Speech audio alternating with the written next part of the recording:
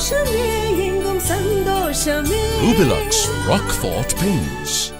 2014 2019 விட இந்த முறை போட்டி கடுமையாக இருக்கிறது. ஊடகங்கள் எல்லாம் பெருவாரியாக பிரச்சாரம் செய்வது போல இது ஒரு சாய்வு உள்ள தேர்தலா, பாஜகவுக்கு வெற்றி அப்படியே அள்ளி கொடுக்குற தேர்தலா இல்லை. காங்கிரஸ் 40 முதல் 50 இடங்கள், அதாவது அவங்க 2014 ஜெயிச்ச 44ஐயோ அல்லது 2019 ஜெயிச்ச 52ஐயோ தென்னிந்தியாவிலேயே பெற்று விடுவார்கள். இந்த தேர்தலுக்கு அந்த இடத்த ராமர் கோயில் பூர்த்தி பண்ணும் அப்படின்னு அவங்க ஆரம்பத்தில் நினைச்சாங்க. ஆனால் அவர்களே எடுத்த சர்வே, அவர்கள் இன்னைக்கு மோடியும் ஷா போல ஒரு இந்திய அரசியல்ல தேர்தல் களத்தினுடைய கள நிலவரங்களை துல்லியமாக வைத்திருக்கக்கூடிய வேறு அரசியல் தலைவர்கள் கிடையாது. அதனால அவங்களுக்கு இப்போ நான் பேசிட்டு இருக்கிறேன், நீங்க பேசிட்டு இருக்கலாம் விட அவர்களுக்கு நம்மை காட்டிலும் மிக துல்லியமாக அவர்கள் பெருவாரியாக இழக்கப் போகிறார்கள் என்பது நல்லாவே தெரியும். இன்றைக்கு 2019 பாஜக வாங்கிய 37.5% வாக்குகள் அப்படிங்கிறது அதில் சரிபாதியை மோதிக்கு கொடுத்துரும். பாஜக வாக்கு வங்கி எவ்வளவோ அதுக்கு இணையான வாக்கு வங்கியை மோதி வச்சு தான் வாங்கினாங்க அப்படின்னு தான் நான் சொல்லுவேன். தேர்தலுக்கு முந்தைய ஒரு மாத சூழல் அப்படிங்கிறது எப்படி இருந்துச்சுன்னா, இந்தியாவினுடைய ஒட்டுமொத்த ஊடகங்களும் இது தேர்தலே இல்லை அப்படிங்கிற மாதிரி சித்தரிக்க ஆரம்பிச்சிட்டாங்க. ஒரு உதாரணத்துக்கு சொல்லணும்னா, இந்தியா டுடே வார இதழ் அவங்க ஒரு கான்க்ளேவ் நடத்தினாங்க. அந்த கான்க்ளேவோட இறுதியில் அவங்க பிரசுரித்த அடுத்தடுத்த இதழ்களில் அவங்க என்ன மாதிரியான விவாதங்களுக்கு போக ஆரம்பிச்சிட்டாங்கன்னா, 2024 மோடிக்கோ பாஜகவுக்கோ ஒரு விஷயமே இல்லை. அவங்க பிளான் பண்ணிட்டு இருக்கிறதெல்லாம் 29 பற்றி, அப்படி 34 பற்றி தான் திங்க் பண்ணிட்டு இருக்காங்க. இது ஒன்றுமே இல்லை, இது ஒரு பேருக்கு சம்பிரதாயத்துக்கு நடக்கிறது. வணக்கம் சாமி. வணக்கம் சார். நீங்கள் பல ஊர்களுக்கு போயிருக்கீங்க, போய் பாஜக சீட்கள் குறையும் அப்படின்னு சொல்லியிருக்கீங்க. எந்தெந்த ஊருக்கெல்லாம் போனீங்க சார் பர்டிகுலரா? இல்லை, இது இந்தியாவினுடைய 4 முனைக்கும் போகிறது அப்படின்னு சொல்லலாம். அதாவது குறிப்பிட்ட ஊர்கள் அல்லது குறிப்பிட்ட மாநிலங்கள் இல்லை. இது குறுக்கு நெடுக்குமா மேற்கொள்ளக்கூடிய பயணம். ஒவ்வொரு மாநிலத்துக்கும் ஒவ்வொரு பிராந்தியத்துக்கும் ஏற்ற மாதிரி இதை அமைச்சிட்டு போனது. பொதுவாக வச்சுக்கிறது அப்படின்னு சொன்னால் இந்தியாவினுடைய பல்வேறு முனைகள் அப்படின்னு சொல்லலாம். இந்த மாதிரியான பயணம் நமக்கு சொல்லிக் கொடுக்கக்கூடியது என்ன அப்படின்னா, அல்லது எப்படி இதை தேர்ந்தெடுத்துக்கோ அப்படின்னு சொன்னால், நகர்ப்புறம் அதில் இருக்கும், கிராமப்புறம் இருக்கும், பழங்குடிகள் வசிக்கக்கூடிய பகுதி இருக்கும், தலித்துகளோ முஸ்லீம்களோ அவர்கள் பெரும்பான்மையாக இருக்கக்கூடிய பகுதி இருக்கும், அதே போல் அதிக சாதியினர் இருக்கக்கூடிய பகுதி இருக்கும். இதுபோல் பல்வேறு விஷயங்களையும் கலெக்டிவாக பிச் பண்ணி ஒவ்வொரு இடத்துக்கும் போகும்போது, இப்போ உதாரணமாக நீங்கள் தமிழ்நாட்டை பற்றி தெரிஞ்சுக்கிறதுக்கு சென்னைக்கு மட்டும் ஒருத்தர் பண்ணிட்டு போனால் அது விளங்காது. அதே போல் தான் கர்நாடகாவும். நீ தமிழ்நாட்டிலையாவது சென்னைக்கு வரக்கூடிய எலெக்ஷன் ரிசல்ட்டையும் ஓரளவுக்கு தமிழ்நாட்டுடைய மனதை பிரதிபலிக்கிற மாதிரி சொல்ல முடியும். இப்போ கர்நாடகாலாம் எடுத்துக்கிட்டிங்கன்னா, பெங்களூரை மட்டும் ஒருத்தர் புரிஞ்சுட்டு போனார்னா கர்நாடகா புரிஞ்சிக்கவே முடியாது. ஏன்னா பெங்களூருங்கிறது எப்போதுமே பாஜகவினுடைய கோட்டையாக இருக்கக்கூடியது. அப்படி பெங்களூரை மட்டும் பார்த்துட்டு போய் ஒருத்தர் எழுதினார்னா அங்கே காங்கிரஸ்னு ஒரு கட்சியே இல்லைன்னு கூட எழுதிட முடியும். ஸோ தட் இது எப்படி அப்படின்னு சொன்னால், ஒரு பிராந்தியத்தை புரிஞ்சுக்கிற தமிழ்நாடு அப்படின்னு நம்ம பண்ணோன்னா குறைந்தபட்சம் ஒரு 5 இடங்களுக்கு போகணும். ஒன்று சென்னை போகணும், அப்புறம் கொங்கு பெல்ட்டை ஒரு ஸ்டிச்சில் ட்ராவல் பண்ணணும், அதுக்கப்புறம் திருச்சி இங்கே காவிரி பெல்ட்டில் ஒரு ஸ்டிச் போக வேண்டியிருக்கும், அப்புறம் அங்கே தென் பகுதியில் ஒரு ஸ்டிச் போக வேண்டியிருக்கும், வடபகுதியில் ஒரு ஸ்டிச். இப்படி தான். ரெண்டாவதாக இது எப்படி அப்படின்னு சொன்னால், ஒரு நேராக போய் ஒரு பாயிண்டில் இறங்கி அப்படி இல்லை, ட்ராவல் பண்ணிக்கிட்டே இருக்கு, தொடர்ச்சியாக பண்ணிக்கிட்டே இருக்கு. அப்படியான ஒரு நீண்ட பயணம் தான். இதில் நீங்கள் பாஜகவுக்கு மட்டும் இல்லாமல் மோடிக்கும் செல்வாக்கு செறிஞ்சிருக்குன்னு சொல்கிறீங்க. ஆனால் இவங்க டிஆர் ரேட்டிங் அப்படின்னு போடும்போது ஹையஸ்ட் ரேட்டிங் வேர்ல்ட்லேயே மோடி தான் அப்படின்றாங்க. எதனால் மோடிக்கு இப்போ செல்வாக்கு குறைஞ்சிருக்கு? இல்லை, பொதுவாக இந்த மாதிரி பயணங்கள்லாம் நான் போகிறது என்னுடைய புரிதலுக்காக போகிறது தான். நான் அரசியலில் ஒரு மாணவன் அப்படி தான் நினைக்கிறேன். என்னுடைய புரிதலுக்காக மக்கள் இந்தியா இன்னைக்கு உலகத்திலே பெரிய ஜனநாயகம். அப்போ ஒரு 91 கோடி பேர் வாக்களிக்கக்கூடியதுங்கிறது அவங்களுடைய அபிலாஷைகள்ங்கிறது பல்வேறு சமூகங்கள், பல்வேறு சாதிகள், பல்வேறு மதங்கள், பல்வேறு மொழிகள் உள்ள இந்த சமூகம் எப்படி இந்த தேர்தலை பார்க்கறதுங்கிறது ஒரு மாபெரும் ஆச்சரியமான. அப்புறம் நம்ம ஒரு விஷயத்தை எப்படி பார்க்குறோம், மக்கள் எப்படி பார்க்குறாங்கிறத புரிஞ்சுக்கிறதுக்கு ஒரு பத்திரிகையாளருக்கு இது தன்னைத்தானே மறு ஆய்வுக்கு உட்படுத்திக்கக்கூடிய ஒரு விஷயம். நம்ம நினச்சி எழுதக்கூடியது சரிதானா, மக்கள் இப்படி நினைக்கிறாங்கன்னு நம்ம நினைக்கிறது சரிதானாலாம் நாமளே ஆய்வுக்குள்ளாக்கக்கூடிய விஷயம். அப்படிதான் நான் போகிறது. ஆனால் எதனால் பாஜக 370 ஜெயிக்காது ஏன்னு சொல்லி இந்த தேர்தல்லாம் ஆரம்பிக்கிறதுக்கு முன்னாடி ஒரு 10 நாளைக்கு முன்னாடியே ஒரு கட்டுரை எழுதினேன் அப்படின்னு சொன்னால், அன்னைக்கு வந்து இந்த தேர்தலுக்கு முந்தைய ஒரு மாத சூழல் அப்படிங்கிறது எப்படி இருந்துச்சுன்னா, இந்தியாவினுடைய ஒட்டுமொத்த ஊடகங்களும் இது தேர்தலே இல்லை அப்படிங்கிற மாதிரி வந்து சித்தரிக்க ஆரம்பிச்சிட்டாங்க. ஒரு உதாரணத்துக்கு சொல்லணும்னா, இந்தியா டுடே வார இதழ் வந்து அவங்க ஒரு கான்க்ளேவ் நடத்தினாங்க. அந்த கான்க்ளேவோட இறுதியில் அவங்க பிரசுரித்த அடுத்தடுத்த இதழ்களில் அவங்க என்ன மாதிரியான விவாதங்களுக்கு போக ஆரம்பிச்சிட்டாங்கன்னா, 2024 மோடிக்கோ பாஜகவுக்கோ ஒரு விஷயமே இல்லை. அவங்க பிளான் பண்ணிட்டு இருக்கிறதெல்லாம் 29 பற்றி, அப்படி 34 பற்றி தான் திங்க் பண்ணிட்டு இருக்காங்க. இது ஒன்றுமே இல்லை, இது ஒரு பேருக்கு சம்பிரதாயத்துக்கு நடக்கிறது. மக்கள்கிட்ட பயணித்த எனக்கு வந்து அது பெரிய அதிர்ச்சி அளித்தது. அப்புறம் எனக்கு இன்னொரு விஷயம் என்னென்னா, ஊடகங்கள் இப்படி இருக்கவே முடியாது.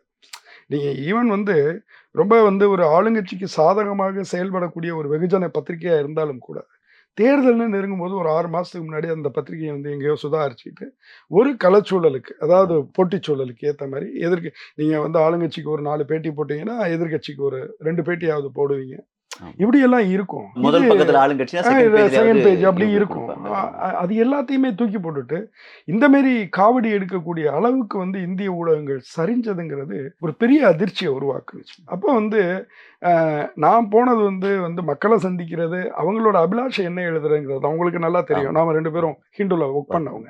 அதனால வந்து நான் வந்து இவங்க ஜெயிப்பாங்க, அவங்க ஜெயிக்க அப்படிலாம் நான் எழுதினதே கிடையாது கடந்த 20 ஆண்டுகள்ல. ஆனா இந்த முறை ஒட்டுமொத்த ஊடகங்களும் ஒரு பொய்ய, அதாவது 400 சீட் வந்து பாஜக கூட்டணி வந்துரும் அப்படின்னு ஒரு பிரமையை உருவாக்குனப்ப அதை நாம குறுக்கீடு செய்யணும் அப்படின்னு நினைச்சேன். ஏன்னா அது ஒரு உளவியல் தாக்குதல். ஒட்டுமொத்தமா நீங்க வந்து எல்லா எதிர்கட்சிகளையும் ஒட்டுமொத்த சாமானிய மக்கள்கிட்டையும் ஒரு பிரமையை உருவாக்கி அதன் வழியா வந்து ஒரு உளவியல் தாக்குதலை உண்டாக்கி ஒரு ஆளுங்கட்சிக்கு சாதகமா நிறுத்துறது. நான் போனப்ப அப்படி இல்லை. நான் ஒரு விஷயம் சொல்றேன், இன்னைக்கும் வந்து களத்துல பாஜக தான் முன்னிலையில் இருக்கு. அப்படின்னா அர்த்தம் என்ன அப்படின்னு சொன்னா, தனிப்பெரும்பான்மை கட்சியா அவங்க வருவாங்க. நான் வந்து இந்த இப்ப நம்ம 4வது கட்டம் முடிந்து பேசிட்டு இருக்கோம். நான் வந்து முதல் கட்ட தேர்தலுக்கெல்லாம் முன்னாடி சொன்னேன், அதாவது கிட்டத்தட்ட ஒரு 45 நாளைக்கு முன்னாடி சொன்னேன், 225லேருந்து 250 தொகுதி தான் இந்த முறை அவர்கள் வருவார்கள் என்று எண்ணுகிறேன் அப்படின்னு சொல்லி நான் எழுதினேன். அப்போ நான் என்னன்னா 370 இல்லை 272 இவர்கள் பிடிக்கிறதே கஷ்டம். ஏனென்றால் நீங்க வந்து இந்த 272ங்கிறது தான் மேஜிக்கல் நம்பர். நம்முடைய மக்களவையில் தனிப்பெரும்பான்மை பிடித்து ஆட்சியில் அமர்வதற்கு ஒரு கட்சிக்கு தேவைப்படக்கூடிய எண்ணிக்கைங்கிறது 272. கடந்த முறை வந்து பாஜக பெற்ற எண்கள் வந்து 303. அப்ப வெறும் 31 எண் அடிப்படையில தான் இந்த ஆட்சி வந்து மேலே இருக்கு. ஏனென்றால் அப்ப நீங்க கேட்கலாம், ஏன் சார் 350க்கு மேல வந்து தேசிய ஜனநாயக கூட்டணி ஜெயிச்சுது அப்படின்னு. இந்த முறை வந்து அப்படி வலுவான கூட்டணி எல்லாம் இல்லை. இந்த முறை பாஜக வந்து ஒரு பேருக்கு கூட்டணி போல ஒரு பாவனையை தான் உருவாக்கியிருக்கு. ஒரே ஒரு இடத்துல அவர்களுக்கு பலமான கூட்டணி இருக்குன்னா ஆந்திராவில் ரிசல்ட் எப்படி வரும்னு நமக்கு தெரியாது. போகட்டும், அது போகட்டும். அப்ப நான் என்ன நினைச்சேன் அப்படின்னு சொன்னா, இந்த 303லேருந்து 31 நம்பர் வந்து குறையிறதுங்கிறதுக்கு கண்கூடா வந்து நான் போன மாநிலங்கள்லேருந்து எனக்கு எண்ணிக்கை தெரிஞ்சுது. தென்னிந்தியாவை எடுத்துக்கிட்டிங்கன்னா, கர்நாடகத்தில் கடந்த முறை வந்து பெருவாரியான தொகுதிகளை அவங்க ஜெயிச்சது எல்லாருக்கும் தெரியும். 28க்கு 26 தொகுதி ஜெயிச்சாங்க. இந்த முறை வந்து அங்கே மிக குறைந்தது 10 காங்கிரஸ் ஜெயிக்கும் அப்படின்னு நினச்சேன். 20 கூட ஜெயிக்கலாம், ஆச்சரியப்படுறதுக்கு இல்லை. ஆனால் நான் ரொம்ப கன்சர்வேட்டிவாக சொல்கிறேன், 10 தொகுதிகள் ஜெயிச்சோம். சரி, நீங்கள் இந்த பக்கம் மேற்கு மகாராஷ்டிரம், குஜராத், மகாராஷ்டிரம் வந்து கிட்டத்தட்ட 48 தொகுதிகள். 48ல் பெருவாரியாக ஜெயிச்சாங்க பாஜக கடந்த முறை. அதேமாரி குஜராத்தில் எல்லாமே ஜெயிச்சாங்க. 26 தொகுதிக்கு 26 ஜெயிச்சாங்க. ராஜஸ்தான் 25க்கு 25 ஜெயிச்சாங்க. சரியா? அப்போ இந்த பக்கம் இங்கே அதே போல் கிழக்கு எடுத்துக்கிட்டீங்க அப்படின்னு சொன்னால், பீகார், ஜார்க்கண்ட் இங்கே பெருவாரியான தொகுதிகளை ஜெயிச்சாங்க. பீகாரில் 40 தொகுதி இருக்குது, ஜார்க்கண்டில் 14 தொகுதி இருக்குது. இந்த 2 இடங்களையும், மிக குறிப்பாக மகாராஷ்டிரத்திலையும் பீகார் ஜார்க்கண்ட்லேயும் அவர்களுக்கு இந்த முறை வந்து பாதி இடங்கள் ஜெயிக்கிறதே கஷ்டமாக இருக்கும் அப்படிங்கிறது எனக்கு தெளிவாக தெரிஞ்சுது. அப்போ எனக்கு என்ன கணக்கு அப்படின்னு சொன்னால், தென்னிந்தியாவில் உங்களுக்கு ஒரு 10 சீட்டு போயிடும், இங்கே ஒரு 15, அங்கே ஒரு 15ன்னா கண்ணுக்கு நேரம் வந்து 40 தெரியும். இன்னும் அதுக்கப்புறம் சில்லறையாக போக வேண்டிய இடங்கள்லாம் இருக்கு. நீங்கள் வந்து டெல்லி வந்து 7 இடங்கள் இருக்குது, பஞ்சாப் வந்து 13 இடங்கள் இருக்குது, ஹரியானா வந்து 10 இடங்கள் இருக்கு. கலெக்டிவாக இந்த 3 மாநிலங்களும் சேர்த்து 30 நம்பர்ஸ் இருக்கு. இதில் கடந்த முறை வந்து டெல்லியில் 7க்கு 7 பாஜக ஜெயிச்சுது, ஹரியானாவில் 10க்கு 10 ஜெயிச்சாங்க. இதுக்கு மேலே இதுக்கு தொடர் எதுவும் இல்லை. இதானில வந்து பஞ்சாப்ல வேற 2 ஜெயிச்சாங்க. இந்த முறை வந்து இது எல்லாமே அவங்களுக்கு சங்கடம். இந்த 30ல் அவங்க கிட்டத்தட்ட ஒரு 20 எண்ணிக்கையிட்ட ஜெயிச்சாங்க இல்லையா தேசிய ஜனநாயக கூட்டணி.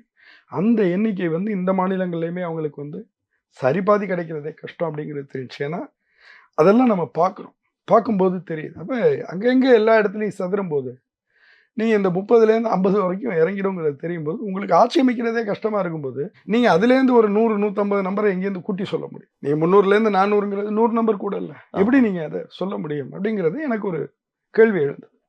இதை தான் நான் முதல்ல சொன்னேன். இதுதான் அந்த அடிப்படையில் சொன்னது. அதில் மிக முக்கியமான சுட்டிக்காட்டிய விஷயம் என்னென்னா, பாஜகவினுடைய வாக்கு விகிதம் அப்படிங்கிறது ஒவ்வொரு கட்சிக்கும் ஒரு சாலிடான ஒரு வாக்கு விகிதம் இருக்குது. அஃப்கோர்ஸ் 2014-19 2 வருஷங்களையும் எடுத்துக்கிட்டோம்னு சொன்னால் காங்கிரஸ் மிக மோசமான தோல்வியை தழுவியது நமக்கு தெரியும். சரி, இவ்வளோ மோசமான ஒரு தோல்வியை தழுவிய போது காங்கிரஸினுடைய வாக்கு எண்ணிக்கை எவ்வளோன்னு பார்த்தீங்கன்னா 19%. அப்படின்னா கிட்டத்தட்ட 20% இல்லையா? அப்போ 5ல் ஒருவர் இன்னைக்கும் காங்கிரஸ்க்கு ஓட்டு போடுறாருன்னு அர்த்தம். பாஜக அப்படி ஒரு வாக்கு வங்கி ஒன்று வச்சிருக்கோம் இல்லையா? மினிமமாக ஒன்று வச்சிருக்கோம், மேக்சிமமாக ஒன்று வச்சிருக்கோம். காங்கிரஸ்க்கு மேக்சிமமாக ஒன்று இருக்குது, 47% வாங்கியிருக்கு. சரி, நேர்காலத்தில் வந்து சாதாரணமாக வந்து 40க்கு மேலே அவங்க வாங்கிட்டு இருந்தாங்க. அப்புறம் இந்திரா காந்தி மறைவின் போது உச்சம் போனாங்க, அதெல்லாம் தெரியும். பாஜக மோடி வருவதற்கு முன்பு உச்சம் பெற்ற தேர்தல் அப்படிங்கிறது 1998-99 தேர்தல். 2 முறையுமே அவர்கள் வென்ற எண்ணிக்கைங்கிறது 182. சரியா? அதில் அதிகபட்சமாக அவங்க போய் வாங்கினது 25%. சரி, அப்போ அவங்களோட ஸ்டேபிளான நம்பர் என்ன? இது உச்சமாக போகிறது. அப்போ ஒரு ஸ்டேபிளான நம்பர் என்னன்னா 1991 ஆரம்பிச்சு 2009 வரைக்கும் இந்த ஏற்ற இறக்கங்களில் சராசரி பார்த்தீங்கன்னா 19% தான் அவங்களுடைய. காங்கிரஸுக்கு வந்து சராசரி எவ்வளவுனா, நீங்கள் 25% அவங்களுக்கு இருக்கு. சராசரிங்கிறது ரொம்ப தோக்காம பேலன்ஸ்டாக வரும்போது 25% வந்துடுவீங்க. மோடி அல்லாத பாஜகவால் உச்சமாக போய் தொட முடிகிறதே அந்த நம்பர் தான், 25. ஸோ இந்த கணக்குகள்லாம் உங்களுக்கு வரலாற்றோடு தொடர்பு படுத்தி நீங்கள் பார்க்கும்போது உங்களுக்கு என்ன தெரியும் அப்படின்னா, இன்றைக்கு 2019 பாஜக வாங்கிய 37.5% வாக்குகள் அப்படிங்கிறது நான் அதில் சரிபாதியை மோடிக்கு கொடுத்துருவேன்.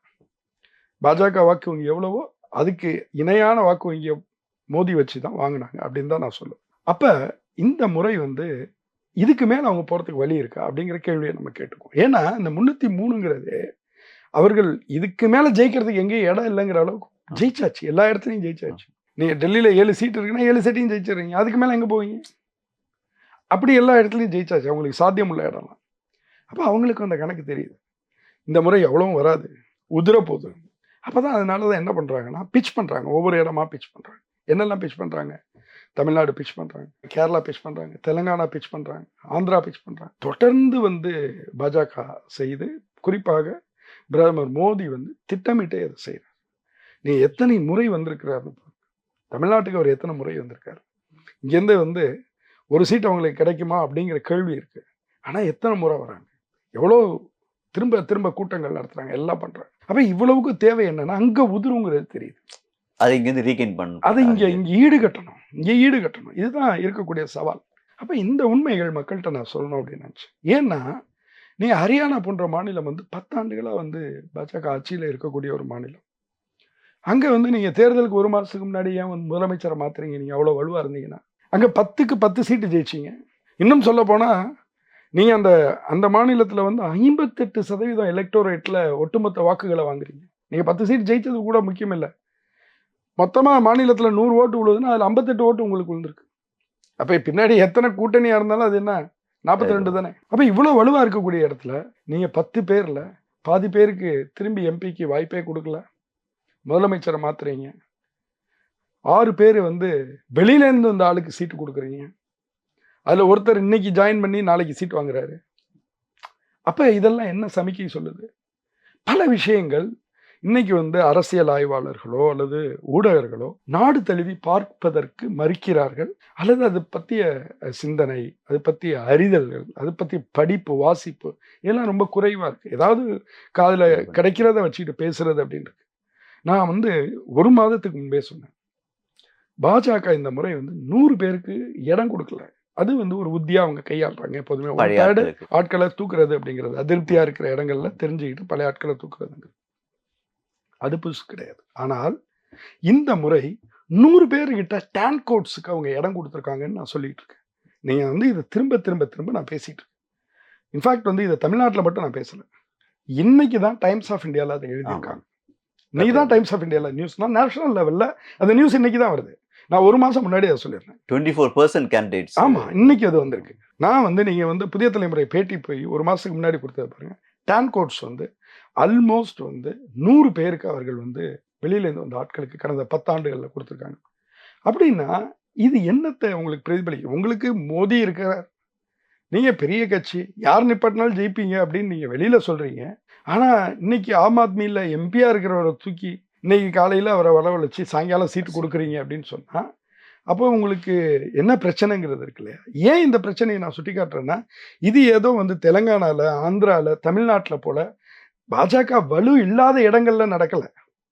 உத்தரப்பிரதேசம் போன்ற மாநிலத்திலேயே நடக்குது. உத்தரப்பிரதேசத்தில் வந்து 74 பேர் நின்னா 23 பேர் வந்து புதிதாக வேறு கட்சிகளிலிருந்து கொண்டு வரப்பட்டவர்கள். அப்போ அந்த கட்சி வந்து அதுக்கு தெரியுது இல்லை, கிட்டத்தட்ட 1/3 வந்து வெளியிலேருந்து வராங்கங்கும் போது இங்கே இருக்கிற ஆட்களுக்கு இடம் கொடுக்கல. வெளியில் யாரெல்லாம் வெல்லக்கூடியவர்கள் நீங்கள் கொண்டு வரீங்கன்னா அவர்களை வைத்து தான் வந்து நீங்கள் ஜெயிக்கணும் அப்படிங்கக்கூடிய இந்த சூழல் தெரியுது இல்லையா? இந்த விஷயங்கள் எல்லாம் மக்களுக்கு சொல்லப்படணும். நான் வந்து பாஜகவுக்கு ஏதோ எதிராக பிரச்சாரம் பண்ணோம் அப்படியெல்லாம் இல்லை. இது வந்து என்னை பொறுத்த வரைக்கும் ஒரு பத்திரிகையாளராக நான் சொல்ல நினைக்கிறது என்னன்னா, நீங்கள் கடந்த 2 தேர்தலை விடவும் நான் திரும்ப திரும்ப எழுதுனது இதுதான், சொன்னது இதுதான். மக்களுக்கு நான் திரும்ப திரும்ப சொன்னது 2014, 2019 விட இந்த முறை போட்டி கடுமையாக இருக்கிறது. ஊடகங்கள் எல்லாம் பெருவாரியாக பிரச்சாரம் செய்வது போல இது ஒரு சாய்வு உள்ள தேர்தலா, பாஜகவுக்கு வெற்றி அப்படியே அள்ளி கொடுக்கிற தேர்தலா இல்லை. இன்னும் சொல்ல போனால் கடந்த 2 முறையும் நாடாளுமன்றத்தில் அதிகாரபூர்வமாக எதிர்க்கட்சி தலைவர்னு மக்களவையில் ஒருத்தர் இருக்கக்கூடிய சூழல் இல்லை. காரணம் என்னன்னா, ஒரு 10% அளவுக்கு. ஆக்சுவலி அந்த 10% அரசமைப்பு குறிப்பிடல.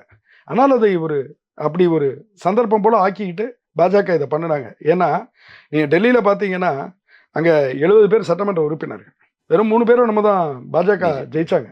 ஆனால் கெஜ்ரிவால் வந்து எதிர்க்கட்சி தலைவர்னு அதிகாரபூர்வமாக பாஜகவுக்கு வந்து தலைவர் பதவியை கொடுத்தார். ஆனால் மோடிக்கு அப்படியான ஒரு மனநிலையோ அப்படி ஒரு பரந்த மனம்லாம் கிடையாது.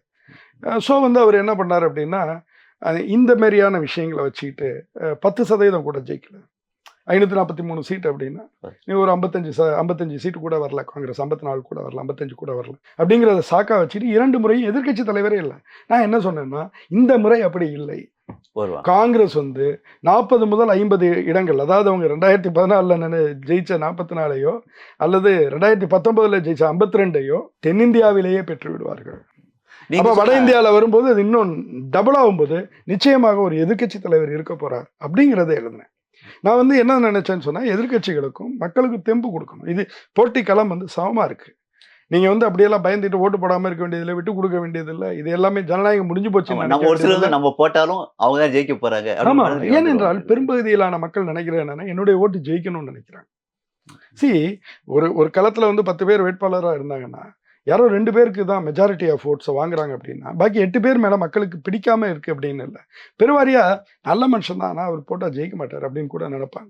இந்த எண்ணத்தை மாற்றணும் அப்படிங்கிறதுக்காக தான் நான் எழுதினது. ஆனால் நான் எழுதி அதுக்கப்புறம் தொடர்ந்து அளித்த பேட்டி, அப்புறம் அது ஆங்கிலத்தில் வந்தது எல்லாமே சேர்ந்து இன்னைக்கு நடந்திருக்கிற விஷயம் என்னன்னா, இந்தியாவினுடைய தேசிய ஊடகங்கள் இப்ப நம்ம 4 கட்டம் முடிஞ்சதுக்கு அப்புறம் எல்லாருமே நான் 2 நாளைக்கு முன்னாடி ராஜீவ் சர்தேசாய் கூட இதே சரியா கரெக்டா வந்து நான் என்னெல்லாம் பேசணும், என்னென்னலாம் அந்த கட்டுரையில பாயிண்ட் பண்ணணும், அவ்வளவையும் இன்னைக்கு பேச ஆரம்பிச்சிருக்காங்க. இன்னைக்குதான் என்ன வராங்க அப்படின்னா 272 ஜெயிக்கிறதே உங்களுக்கு டஃபா இருக்கும். நான் இன்னைக்கு சொல்றேன் 225 250 தான் இவங்களால இன்னைக்கு வாங்க முடியுங்கிற சூழல் 4 கட்டம் வரைக்கும் இருக்கு. இன்னைக்கு நம்ம பேசிட்டு இருக்கிற சூழல்ல கிட்டத்தட்ட வந்து 380 இடங்களுக்கு தேர்தல் முடிஞ்சிருச்சு. 208 இடங்கள் கடந்த முறை இதே தொகுதிகள்லாம் அவங்க கையில் இருந்துச்சு. இந்த 380ல் 208 பாஜக கையில் இருந்துச்சு.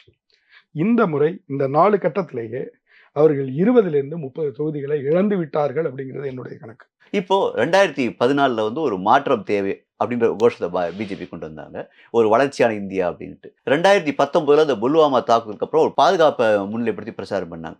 இப்போ ராம ஜென்ம பூமியை மையப்படுத்தி அந்த தேர்தலை அவங்க மெயினாக பண்ணுறாங்க.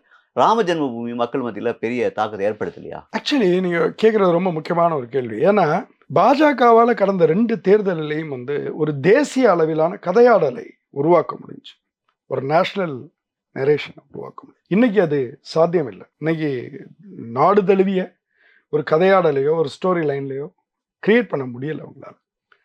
இந்த தேர்தலுக்கு வந்து அந்த இடத்த வந்து ராமர் கோயில் பூர்த்தி பண்ணும் அப்படின்னு அவங்க ஆரம்பத்தில் நினைச்சாங்க.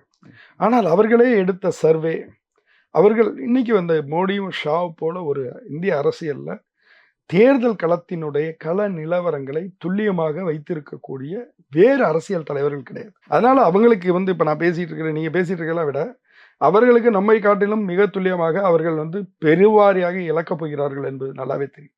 அதனாலதான் இந்த பதட்டம். பிரதமர்கிட்ட வந்து இதுவரைக்கும் இந்திய வரலாற்றிலேயே ஒரு பிரதமர் இறங்கக்கூடாத அளவுக்கான ஒரு தரையிறக்க பேச்சுக்கு பிரதமர் மோடி போயிட்டாரு. அவருடைய அந்த இந்து ஆதரவு பேச்சுக்கள் வந்து இந்துக்களோட ஓட்டெல்லாம் அவங்களுக்கு சேர்க்காதா? சரி, ஒரு விஷயம், அதாவது நீங்க யோசிச்சு பாருங்க, இந்த சமூகம் வந்து அடிப்படையில எப்படி இருக்கு. இது வந்து ஒரு தொகுப்பான சமூகம். நீங்க இதனுடைய தன்மை எப்படின்னா, இந்து அப்படிங்கிறதுக்கு என்ன அடையாளம் அடிப்படையில் இருக்கு. நீங்க வந்து பெங்காலில் இருக்கக்கூடிய ஒருத்தருக்கும், கேரளாவில் இருக்கக்கூடிய ஒருத்தருக்கும், காஷ்மீரில் இருக்கக்கூடிய ஒருத்தருக்கும், அவர் இந்துவாகவே இருந்தாலும் ஒவ்வொருத்தருடைய சாப்பாட்டில் ஆரம்பிச்சு, உடைகள்ல ஆரம்பிச்சு, திருமணங்கள்ல ஆரம்பிச்சு என்னென்னவோ மாற்றமா இருக்கு இல்லையா. இப்போ நம்ம பிராமணர்கள் வந்து காஷ்மீரில் ஆரம்பிச்சு கன்னியாகுமரி வரைக்கும் பரவி இருக்கக்கூடிய சமூகம்னு சொல்றோம். வங்கத்தில் மீன் சாப்பிடுவாங்க. 2 நாளைக்கு முன்னாடி மம்தா அதை வச்சு மோடியை வம்புக்கு இழுத்தாங்க, ரொம்ப அழகா இழுத்தாங்க. ஏன்னா மோடி என்ன பண்ணாருன்னா, இந்த காலகட்டத்தில் தேஜஸ்வி யாதவ் மீன் சாப்பிட்டதை குறிப்பிட்டு அவர் வந்து இந்துக்களோட உணர்வை கொச்சப்படுத்தினார் அப்படின்னாரு. மம்தா அதுக்கு பதிலடி கொடுத்தாங்க, இந்துக்கள் பிராமணர்களே இங்கே வந்து மீன் சாப்பிடுவோம் அப்படின்னு சொல்லி. நான் எதற்கு இதுக்கு குறிப்பிட வரேன் அப்படின்னு சொன்னா, இது எல்லாமே வந்து அடிப்படையில் வெவ்வேறு பழக்க வழக்கங்களை கொண்ட சமூகங்கள் தான். அப்போ இதை எதையாவது நீங்கள் இந்துன்னு ஒன்று சொல்லணும் அப்படின்னு சொன்னீங்கன்னு சொன்னால், இந்தியான்னு சொல்வதற்கு எத்தகைய ஒரு பன்மைத்துவம் இருக்குமோ அந்த பன்மைத்துவம் வந்து இந்த நாட்டினுடைய இந்துக்கள்கிட்ட இருக்குன்னு தானே அர்த்தம். ஏன்னா பெருவாரியான மக்கள் யார், 80% மக்கள் யார், இந்துக்கள் தானே. அப்போ இந்தியா வந்து பன்மைத்துவம் இருக்குதுன்னா இந்து மதமும் அப்படி தானே இருக்க முடியும் இல்லையா. அப்போ நீங்கள் வந்து அந்த மக்களை வந்து எப்பயோ வந்து மனிதர்கள் வந்து இப்போ நீங்கள் நானும் இருக்கோம், நம்மள்ட்ட வந்து மதவெறியை தூண்ட முடியாதா, சாதி வெறியை தூண்ட முடியாதா, நான் எல்லாமே உள்ளார இருக்கும். என்னைக்கோ ஒரு நாள் கேடு கட்டாத நீங்கள் தூண்டலாம், சிலருக்கு எப்போதுமே வச்சுட்டு இருக்கலாம். ஆனால் பெருவாரி மக்களை எப்போதுமே அப்படி வச்சுட்டு இருக்க முடியாது. அப்போ நான் சொல்ல வர்றது என்னன்னா, முதல் விஷயம், பாஜகவால் இந்த இந்து அப்படிங்கிற அடையாளத்துக்குள்ளாரெல்லாம் பெருசா வந்து வேலை பண்ணியெல்லாம் பெருவாரியான இடங்களை ஒருபோதும் வெல்ல முடியாது. உண்மையாக 2014 2019 ரெண்டுலையுமே அவர்கள் வென்றது வந்து நீங்கள் சொன்னது போல 2014 மாற்றம் வேண்டும், வளர்ச்சி வேண்டும். அதுக்கப்புறம் 2019 தேசத்தினுடைய பாதுகாப்பு, வலிமையான தலைவர், இந்த 2 விஷயமும் வந்து நாடு தழுவிய விஷயங்களா பேசப்பட்டது, நாட்டை முன்னிறுத்தி பேசப்பட்டது. அப்ப வந்து அப்பயுமே அவங்க வந்து அதை முன்னிறுத்தி வரல. ஆனால் என்ன செய்வாங்க அப்படின்னா, அவர்கள் ரொம்ப புத்திசாலித்தனமா ஒரு விஷயம் பண்ணுவாங்க. ஒவ்வொரு தொகுதியை மட்டுமல்ல, ஒவ்வொரு வாக்குச்சாவடியுமே அவர்கள் தனித்து அணுகுவாங்க. பாஜகவினர் இந்த வாக்குச்சாவடியில இவ்வளவு பேர் ஓட்டு இருக்காங்க, இவங்க இந்த சமூகத்தை சேர்ந்தவங்கன்னா அங்க ஒரு பேச்சு அது பேசும். பக்கத்து வாக்குச்சாவடியில இன்னொரு சமூகம் இருக்கு, அது வேற ஒரு சாதி, அது வேற ஒரு விதமா இருக்கும், அங்க ஒரு பாஷை பேசும். அப்படிதான் அவர்கள் இந்த தேர்தலை ஜெயிக்கிறாங்க. நீங்க ஆனா ஜெயிச்சதுக்கு அப்புறம் என்ன பண்ணுவாங்கன்னா, எல்லாமே மோடி அலை, எல்லாமே இந்துத்துவ அலை. இந்துத்துவ அலை இல்லை. இப்ப நான் வந்து உத்தரப்பிரதேசம் உங்களுக்கு சொல்றேன். உத்தரப்பிரதேசத்துல டெஃபினட்டா வந்து நீங்க வந்து மொத்தம் 80 தொகுதியில இருக்கிறதுல எவ்வளவு குறைவா வச்சுக்கிட்டாலும் 40லேருந்து 60 தொகுதி அவங்க ஜெயிப்பாங்க. இப்ப நான் என்ன கேட்கிறேன்னா, 10 ஆண்டுகளுக்கு பிறகும் கூட எலக்டோரேட்ல ஒரு சரிபாதி ஓட்டை வந்து மக்கள் போட போறாங்கன்னு வச்சுக்கோ. இன்னைக்கு வரைக்கும் நமக்கு அப்படித்தானே வருது. யாருமே 50 கீழே சொல்லலை நமக்கு. இந்த இடத்துல இருந்து நம்ம பேசுவோம். அப்ப சரிபாதி மக்கள் 40 தொகுதியை கொடுக்குறாங்கன்னு சொன்னா, நான் அப்ப என்ன நினைக்கிறேன், அந்த மக்களை தெரிஞ்சுக்கணும். ஏன் அங்க மட்டும் ஓட்டு போறாங்கன்னு தெரிஞ்சுக்கணும் இல்லை. அப்ப போகும்போது அங்க பெண்கள்கிட்ட பேசும்போது சட்டம் ஒழுங்கு மேம்பட்டு இருக்கு, மாநில அரசனோட சட்டம் ஒழுங்கு மேம்பட்டு இருக்கு. அரிசி கொடுக்குறாங்க, கோதுமை கொடுக்குறாங்க, 35 கிலோ வரைக்கும் கொடுக்குறாங்க, ஒரு ஆளுக்கு 5 கிலோன்னு கணக்கு பண்ணி வீட்டுக்கு கொடுக்குறாங்க. இப்படி அவங்க சொல்லக்கூடியது எல்லாம் ஏன் ஓட்டு போடுறேங்கிறதுக்கான காரணம் என்னவா இருக்குன்னா, மக்கள் நலத்திட்டங்கள். ராமர் கோயில் நான் வந்து எழுதியிருந்தப்ப ஹிந்துல பலர் ஷாக் ஆனாங்க. என்ன சார் இது, ராமர் கோயில் வரிசையில் யூபியிலே கடைசியில் இருக்குன்னு எழுதியிருக்கீங்க, அதை விட அக்கிரமம், G20 மாநாடு வேலையை குறிப்பிட்டவர்களை விடவும் ராமர் கோயிலுக்காக ஓட்டு போடுறேன்னு சொன்னவங்க குறைவுன்னு எழுதியிருக்கீங்களேன்னு. இல்லைப்பா, அது சொன்னது தான் எழுதுனேன் அப்படின்னா.